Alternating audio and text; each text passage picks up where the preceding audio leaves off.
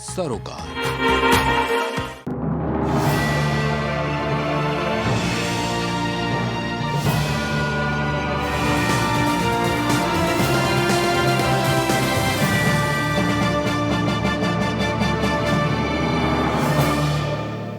नमस्कार, आप देख रहे हैं प्राइम टीवी और मैं हूं आपके साथ नंदिनी यादव। वक्त हो गया है उत्तर प्रदेश की बड़ी खबरों का। रुक कर लेते हैं खबर की ओर। घोसी उपचुनाव में सपा प्रत्याशी सुधाकर सिंह ने ऐतिहासिक जीत हासिल की है, जिसके बाद आज सपा कार्यालय के बाहर ओपी राजभर के नाम से होर्डिंग लगाई गई और होर्डिंग के जरिए राजभर को दगी हुई कारतूस बताया गया, जिसको लेकर आशुतोष सिंह ने प्राइम टीवी से खास बातचीत की। इस दौरान उन्होंने क्या कुछ कहा, चलिए आपको भी सुनाते हैं।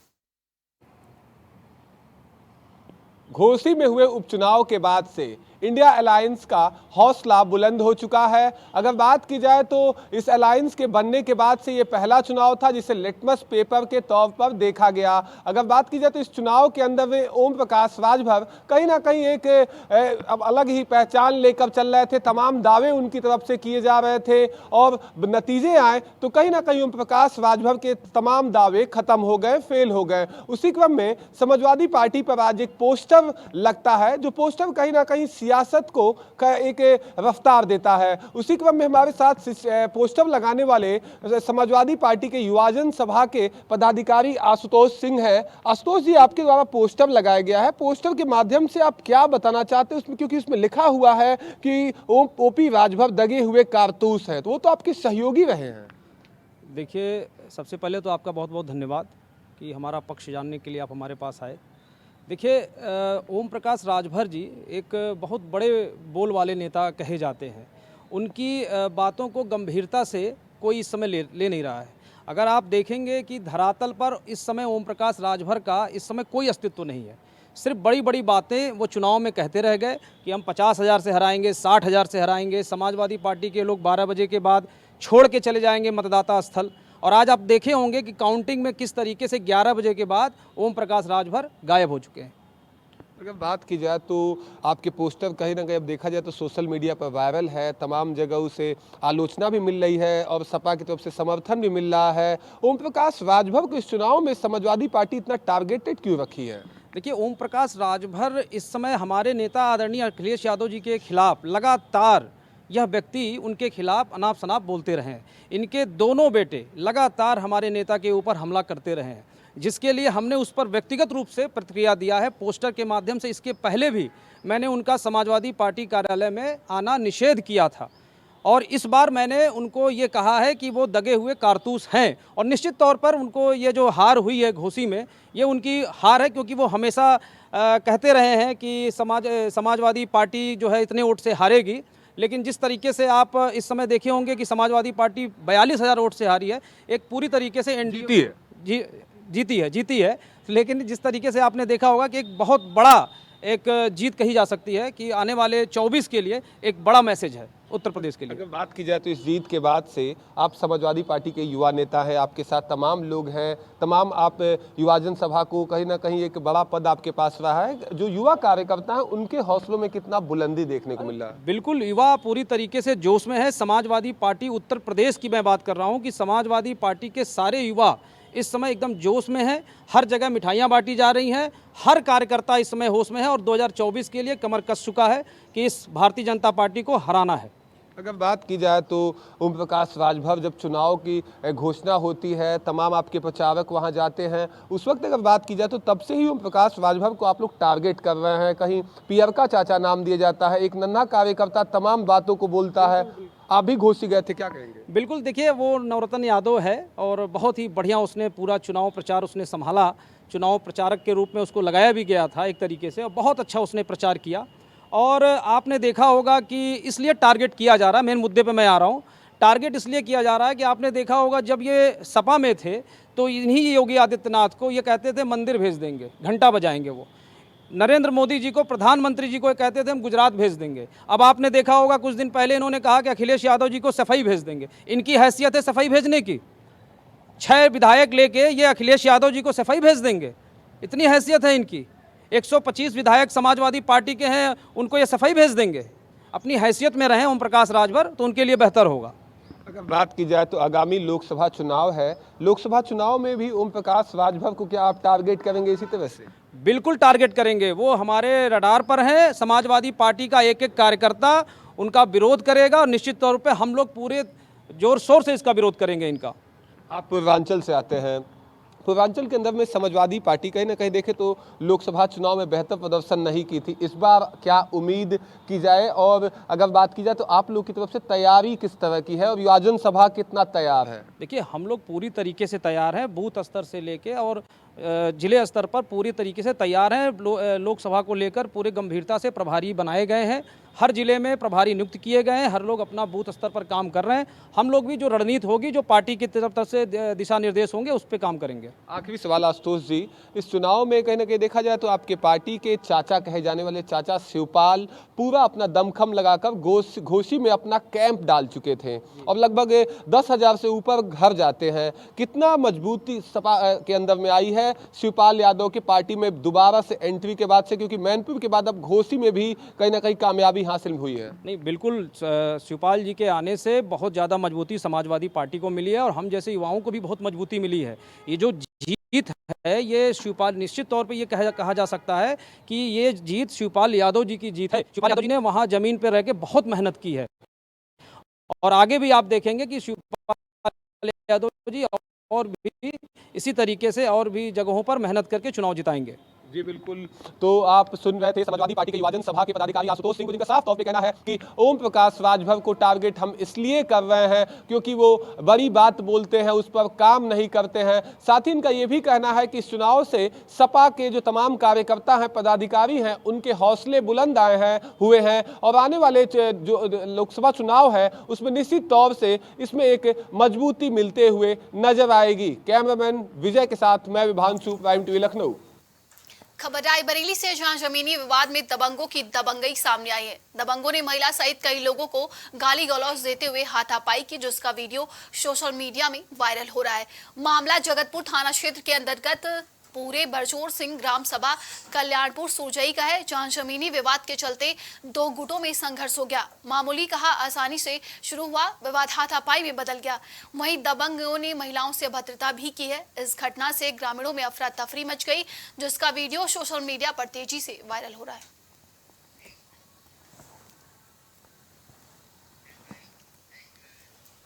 खबर रायबरेली के बछरावा कोतवाली के अंतर्गत रामपुर सदौली की है, जहां सरकारी स्वास्थ्य केंद्र के सामने की सड़क गड्ढों में तब्दील हो गई है। यहां पर आए दिन कोई ना कोई हादसा होता है। यहां से 200 मीटर दूर जीपीआर इंटर कॉलेज है, जहां हजारों की तादाद में बच्चे स्कूल जाते हैं और इसी सड़क से उनको गुजरना पड़ता है। जहां कोई ना कोई बच्चा साइकिल से सड़क में जल भराव के कारण गिर जाता है, बच्चों को चोट लग जाती है और बच्चे घर वापस चले जाते हैं। गांव वालों का कहना है कि हम प्रशासन से निवेदन करते हैं कि इस सड़क को तुरंत सही कराया जाए, जिससे कोई हादसा ना हो। ये तो वाकई में बहुत ही खेत की बात है कि हॉस्पिटल के सामने जो सड़क है उसमें बहुत बड़े गड्ढे हैं। स्कूल के बच्चे जब यहाँ से निकलते हैं और आज बारिश का मौसम होने के कारण बहुत ज़्यादा जल भराव है उस गड्ढे में और हमारे सामने से बच्चे जो स्कूल से छूटे हैं, साइकिल से लड़कियाँ जाती हुई हैं, 2 गिर पड़ी थी उसी में, जिनके लिए जो है आके यहाँ पर उनको जो है दवा पट्टी मरहम किया गया है। तो इस टाइप अगर ये भर जाए या सही हो जाए तो इस टाइप के हादसे नहीं होंगे। बहुत दिक्कत है इस रास्ते से, ये रास्ते में गड्ढा पानी और इससे बहुत दिक्कत है, गाड़ी से भी बहुत दिक्कत है, गाड़ी भी सर बेकार हो जाती है। क्या नाम है, शुभ नाम अपना बताइए सर? विपिन पांडे। विपिन पांडे कहाँ से हैं? यहीं से रहते हैं भाई, मंगटे यहाँ से रहने वाले। अच्छा अच्छा। ये सरकारी अस्पताल के सामने ये जो सड़क गड्ढे में तब्दील हो गई है, इसके बारे में क्या कहना चाहेंगे आप? अरे रोड बननी चाहिए, गड्ढे बच्चे आते जाते गिर पड़ते, इसमें कपड़ा यूनिफॉर्म खराब हो जाता है। काफ़ी गड्ढा है, एक गांठ का गड्ढा है, 1 फुट का। इसमें जो कार वाले आते हैं वो भी बेचारे परेशान होते हैं, उनके बारे में क्या कहना चाहेंगे आप? वो भी दूसरे की छीप देते हैं, पानी से बगल से निकल। खबर रायबरेली के हरचंदपुर थाना क्षेत्र के अंतर्गत डेडोली गांव का है, जहां सुबह तेज बारिश के बीच मंदिर के गुंबद पर आकाशीय बिजली गिरी। दरअसल सुबह बारिश के बीच अचानक तेज गड़गड़ाहट के साथ बुढ़िया माता मंदिर पर आकाशीय बिजली गिरी। उस समय मंदिर के अंदर बच्चे, बुजुर्ग और महिलाएं देवी मां की पूजा कर रहे थे। बिजली गिरने से वहां मौजूद लोगों में हड़कंप मच गया और सभी भक्त जान बचाकर इधर उधर भागने लगे। गनीमत रही कि कोई बड़ा हादसा नहीं हुआ, लेकिन देवी मां के मंदिर के ऊपर लगा गुंबद टूट गया और ग्रामीण देवी मां को धन्यवाद देते हुए बताया कि आज इनकी वजह से एक बड़ी घटना टल गई है। क्या नाम है? क्या हुआ यहाँ पर? यहाँ पर ऊपर में भगवान में चीजी डारा होता। तो मंदिर पर कोई असर नहीं, कुछ नहीं, माता रानी सब ले ली अपने ऊपर, तो मने के ऊपर नहीं कुछ हुआ। कुछ लोग पूजा भी करते रहे उसी समय। हाँ, पूजा भी कर, सारा दिन वो दोपहर तक तो पूजा हो कर 11 बजे तक तो पूजा होता है। बच गए सब लोग। अरे माता रानी में अच्छा है।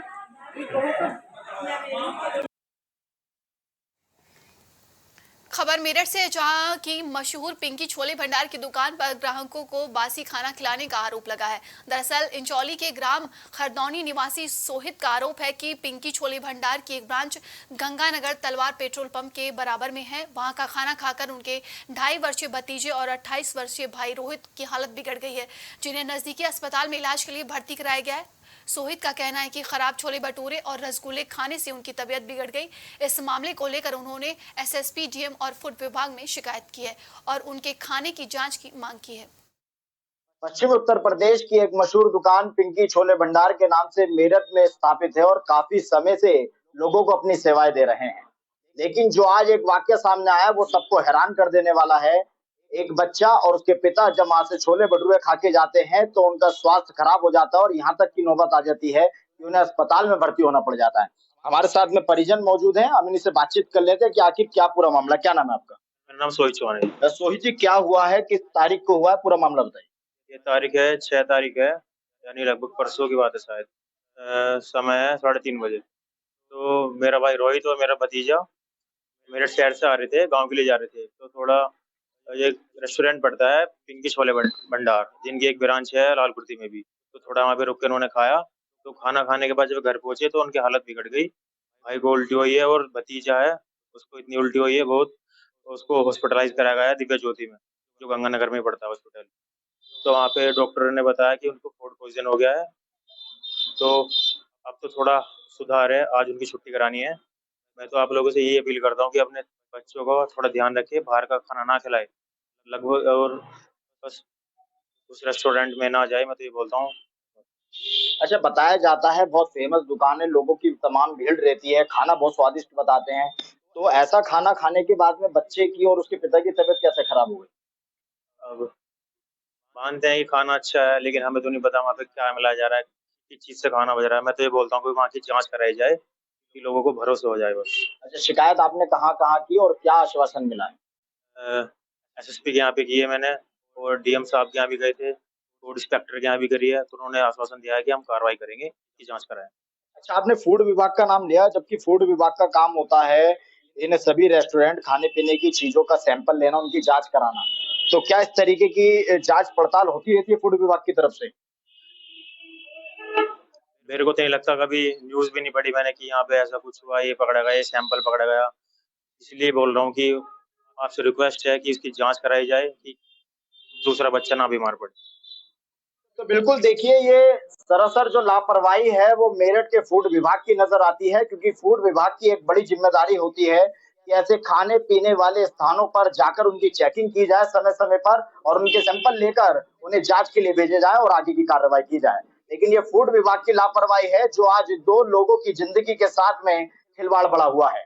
मेरठ से अपने सहयोगी के साथ मैं राजन सोनकर, प्राइम टीवी मेरठ। आज के लिए उत्तर प्रदेश की खबरों में बस इतना ही। देश और दुनिया की तमाम खबरों के लिए देखते रहिए प्राइम टीवी। नमस्कार।